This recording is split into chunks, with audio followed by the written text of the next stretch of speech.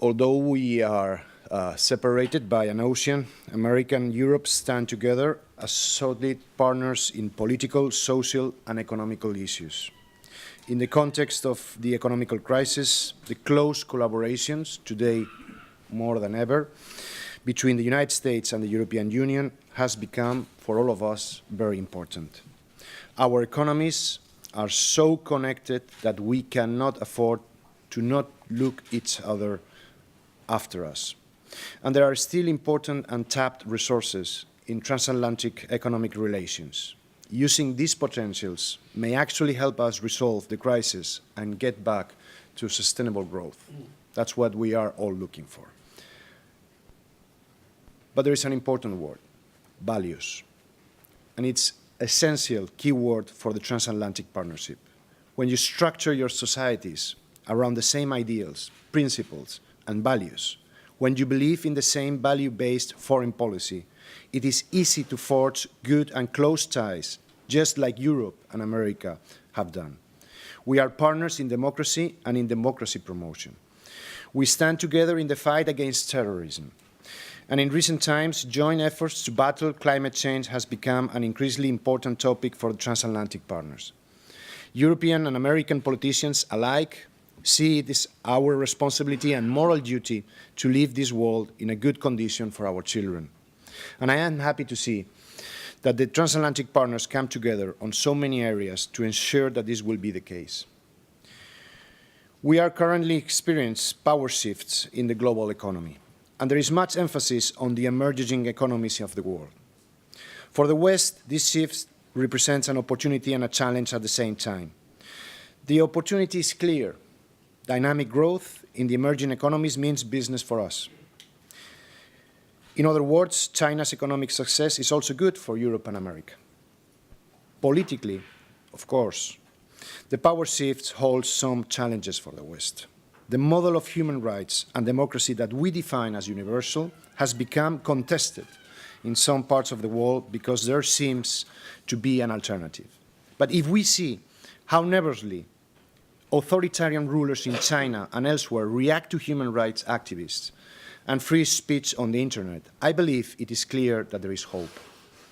It is much more likely that with increasing economical success and growing middle classes, societies like the Chinese will adopt more elements of democracy in the future than today. In the wake of the Arab Spring, we have learned that Europe and America have a good friend in the youth of the Arab world.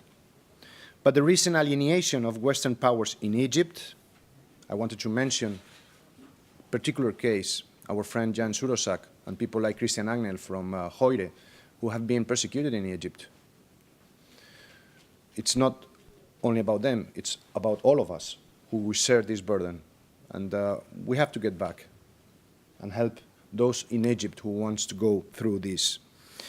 So the Arab Spring could not be turned later on into an Arab winter.